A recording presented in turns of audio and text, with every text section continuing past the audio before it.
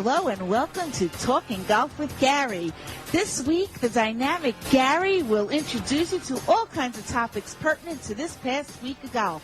He'll give you some tidbits of information as what's coming up and take you on a tour around the world for all of the golfing highlights. Sit back and enjoy Talking Golf with Gary. Hello, everyone, and welcome to another edition of Talking Golf with Gary.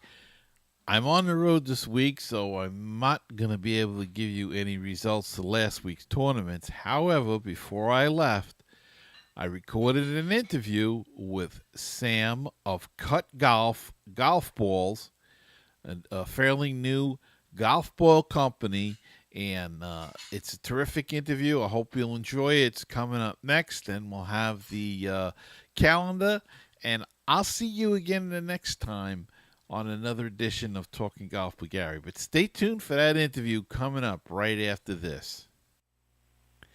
Okay, this week we're talking about golf balls, and joining me is Sam from Cut Golf. And Cut Golf is another golf ball company. Sam, welcome to Talking Golf with Gary. Well, thanks for having me on, Gary.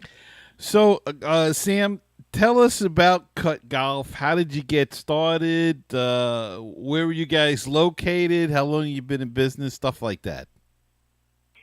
Yeah, so we are located in Costa Mesa, California. So that's Southern California for those who are not familiar with the geography out here. And the company got started back in about October of 2016. I just got fed up with losing, expensive golf balls and just really started digging into figuring out, how would, if it's even possible to deliver a tour quality urethane golf ball at what we would refer to as a fraction of the price, because golf balls tend to be a little bit variable on the pricing, just depending on the seasonality. So I would say a fraction of the cost. And I dug in and, started doing my homework and stumbled upon a pretty reputable manufacturing partner.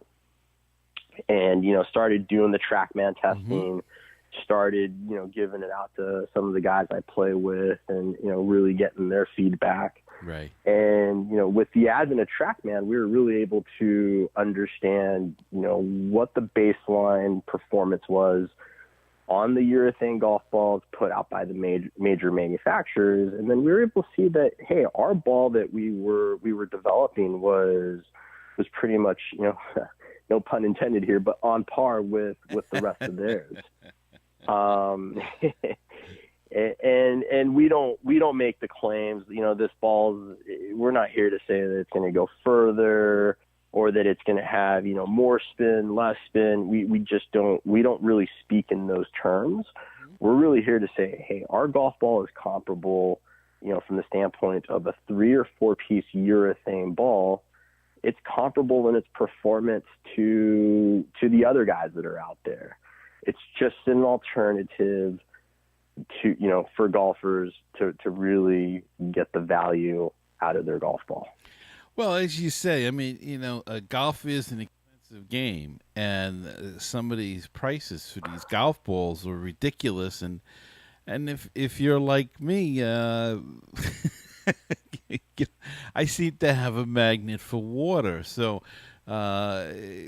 it kind of makes sense to have a high quality ball that's low price.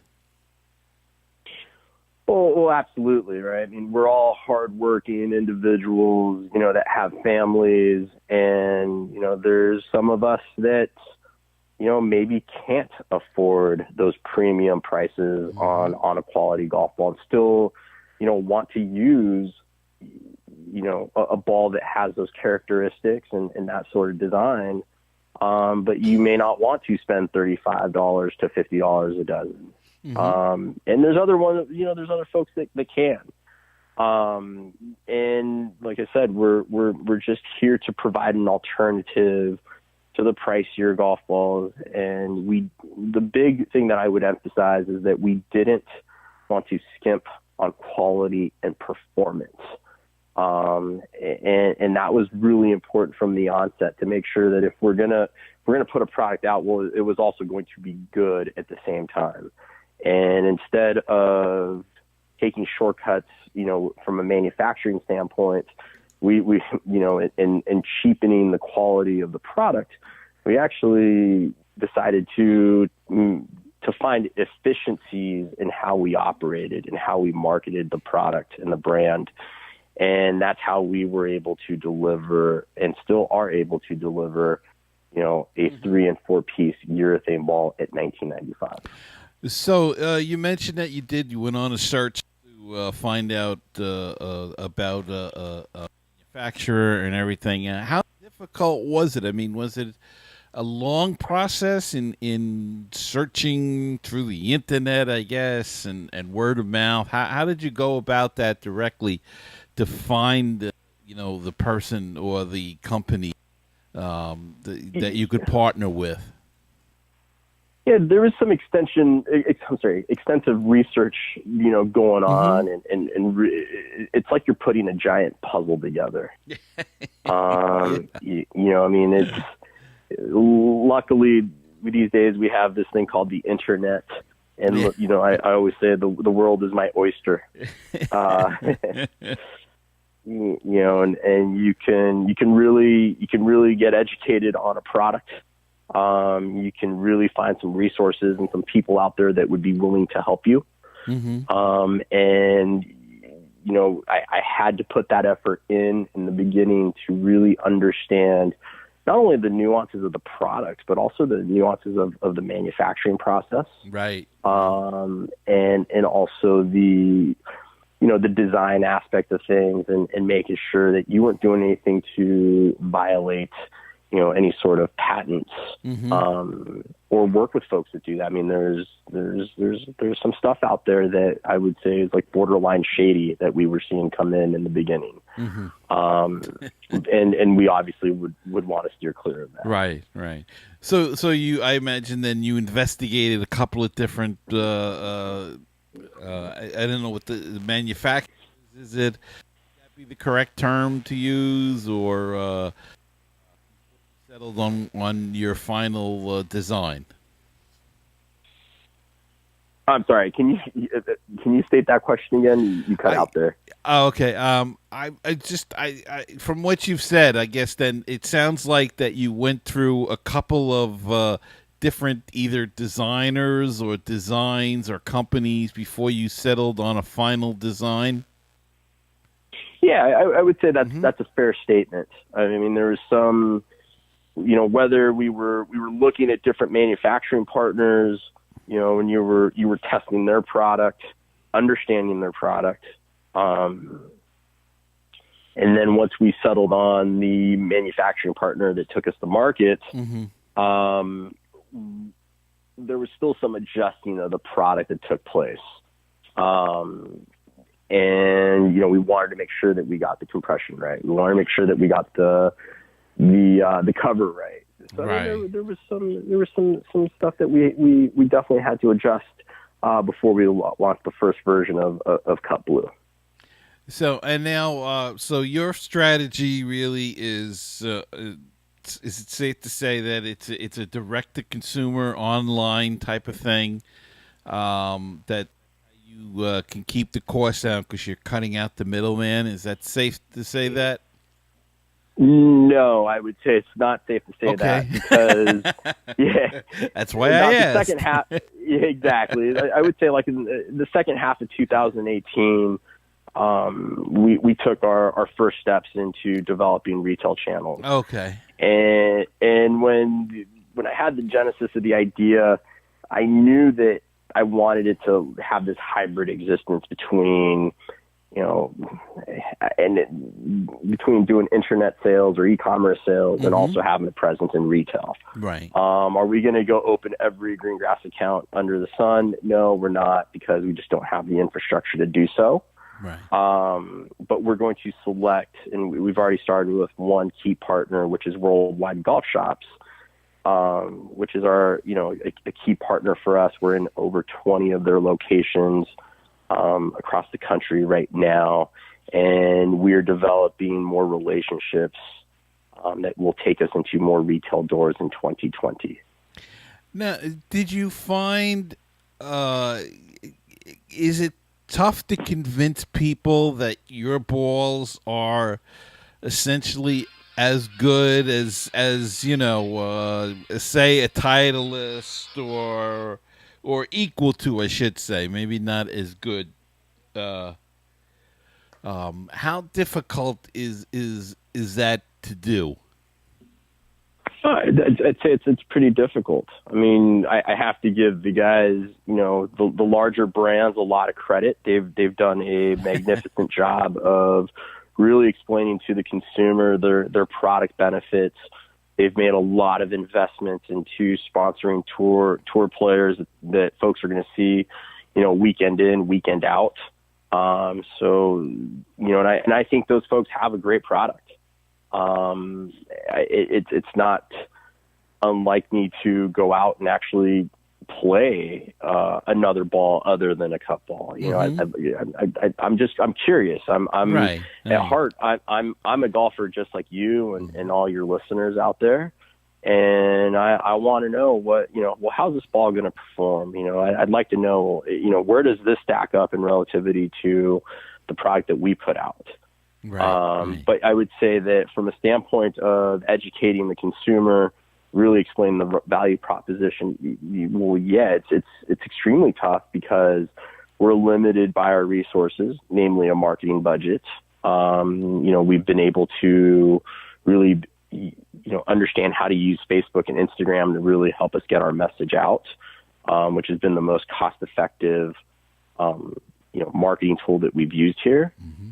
But the golf market's a vast one, and there are plenty of stones to turn over out there.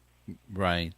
And there's so many golf balls out there, it must be difficult to try to find your niche in there. But there are a lot of companies such as yourself that are starting to make headway, and I think because people are fed up with paying the big prices for those, for the Titleists and the Callaways and whatnot.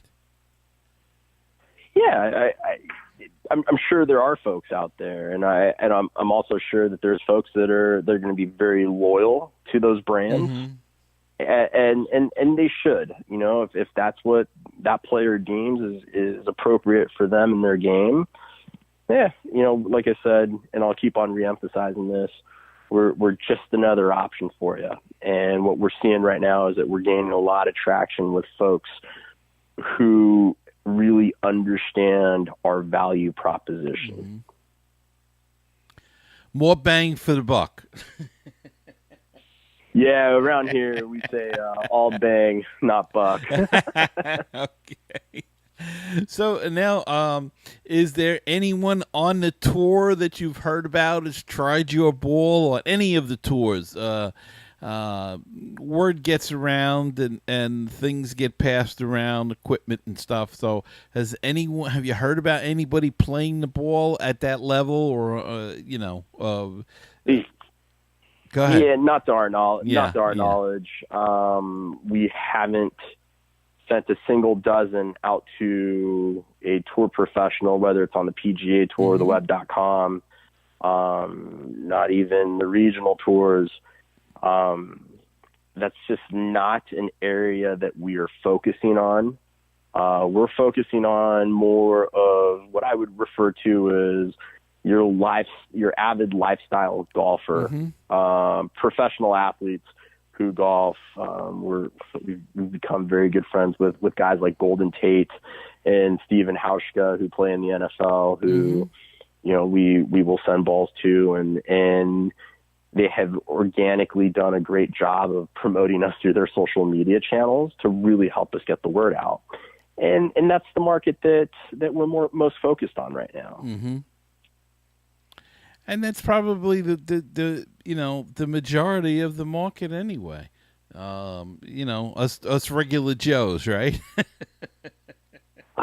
I would say so. I mean, I think that there's still going to be that upper crust of the market that's going to be extremely brand loyal to, the usual suspects. And then I think that there's the rest of the market who is going to be very inclined to try something different. There's still the folks that find that random golf ball on the course, and they're going to take their, I call it the ball snatcher, and pick it up and put it in their bag. I think statistically we know that like only 1 in 7 golfers play the same ball throughout their round, if I have that statistic correct. But I know it's something along those lines. So I think that tells us. I think that tells us a lot. Right. Yeah, I'm just laughing because I know guys that play whatever they find, and that's it. Exactly. So, take us through the different balls that you offer. There's a blue, a gray, orange, a white, and they're different combinations of construction. So can you take us through that a little bit? Sure. So cut blue, which I would refer to as the flagship product, the product that gets all the attention, is a 4-piece urethane golf ball. So you're going to get a higher trajectory with this ball. Excellent greenside control since it does have the urethane cover. And that ball retails for $19.95. Its urethane counterpart, which is cut gray, which is a 3-piece ball. So instead of getting that higher launch, you're going to get a little bit more of a penetrating ball flight. And that also retails for $19.95. We've seen a lot of demand for the colored matte golf balls. So we have a full matte line, and my favorite one out of those is actually the white matte ball. But we also offer those in yellow, orange, and pink. Those also retail for $19.95. And to put it in perspective, those are comparable to the other matte balls that you will see out on the market that are retailing at that like $35 price point. Right. And last but not least, the ball I play, which is cut red, is just the 2-piece, the standard 2-piece distance ball. And the reason why I tend to play it, and for whatever reason, a lot of people are surprised by this, is it's the best ball for my game. I tend to generate a lot of spin with my driver, which tends to lead to a ball in the next fairway over. And when I play cut red, I'm able to control that spin, minimize it, and actually hit fairways or come closer to the fairway. Right. And it just suits me well. I've seen a few strokes come off each side. Yeah. And you see that score stay. Look, it's not going to go tumbling like bricks, but it's what helps me out, and that's why I play it. Oh, every little bit helps, and it sounds like you've got a ball for all kinds of different games. For the more low handicapper, you got the blue and the gray, and for the mid handicapper, maybe the red, and the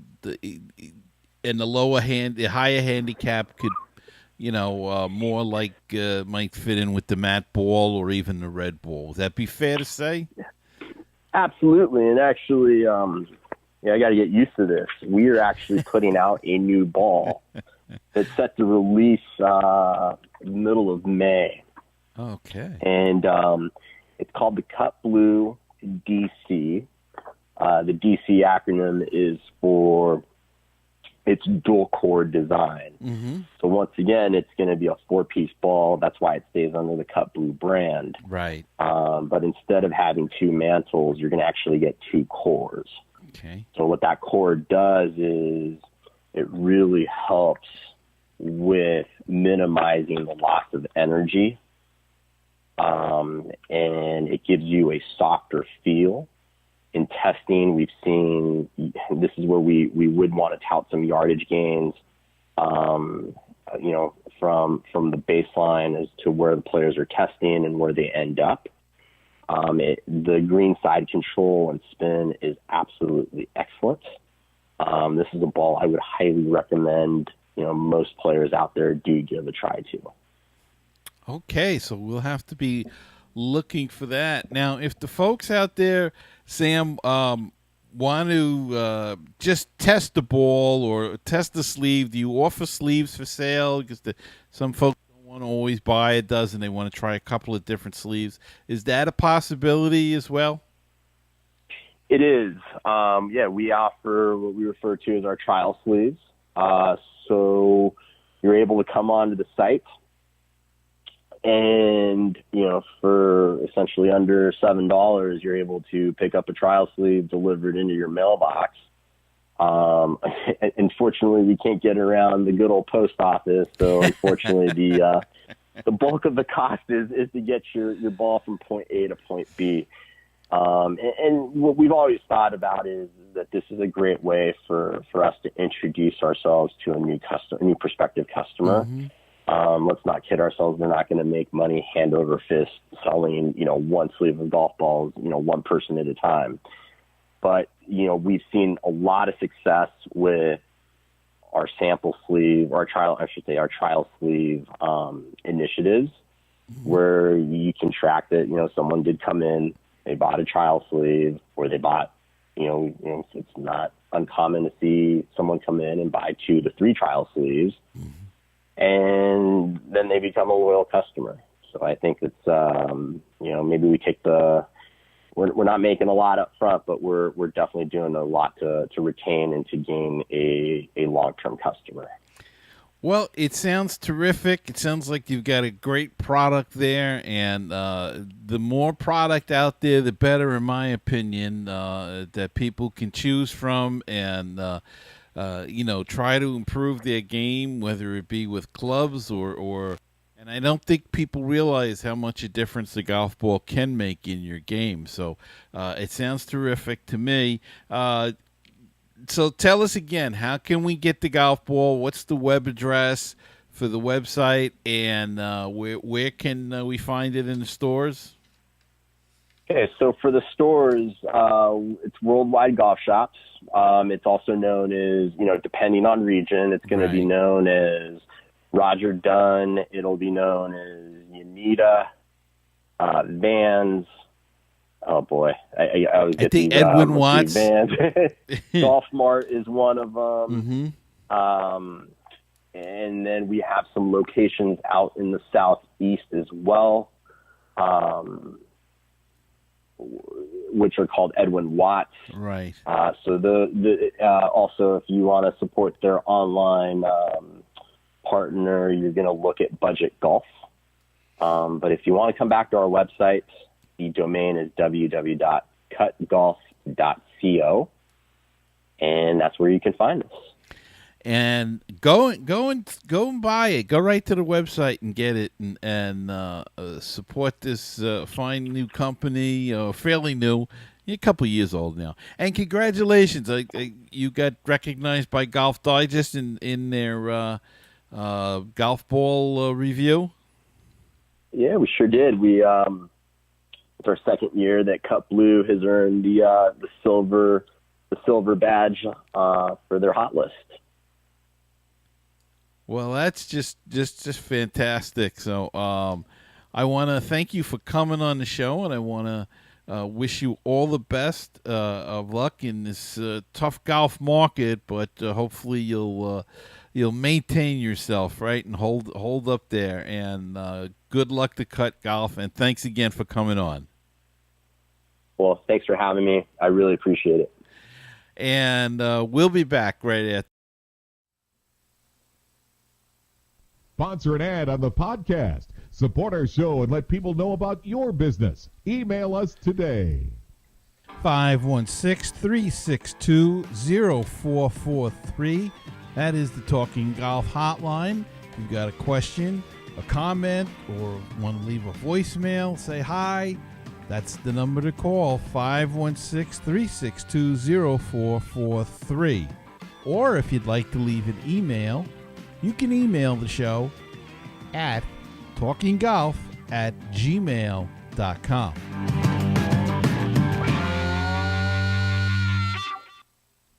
Now it's time to do the calendar. Now it's time to do the calendar. Oh, hooray, let's sing the calendar. Now it's time to do the calendar. All right, and on the calendar for this upcoming week, it is the PGA Tour, and they are beginning their Texas swing with the AT&T Byron Nelson, and Aaron Wise is the defending champion of that event. And on the Champions Tour, they continue to play, and they'll be playing the Regions Tradition, and Miguel Angel Jimenez is the defending champion in that event. And the European Tour, they will be playing the Bedford British Masters, and Eddie Pepperell is the defending champion on that event. And Tommy Fleetwood is the host. Apparently each year they have a host. Player is the official host of the event, and Tommy Fleetwood will be this year's one, and Eddie Pepperell will be defending his title. Well, that's going to wrap it up for this week's show. I hope you enjoyed it. I want to thank my guest, Sam from Cut Golf, and I want to thank you all for listening, and don't forget to subscribe on iTunes, YouTube, Spreaker, Google Play, Spotify, wherever you listen or watch the podcast. Hit the subscribe button. It helps me grow the show and expand to new listeners. And until next time, remember, as you walk down the fairway of life, you must smell the roses, for you only get to play one round. Have a great week, everybody. I'll see you next time on Talking Golf with Gary.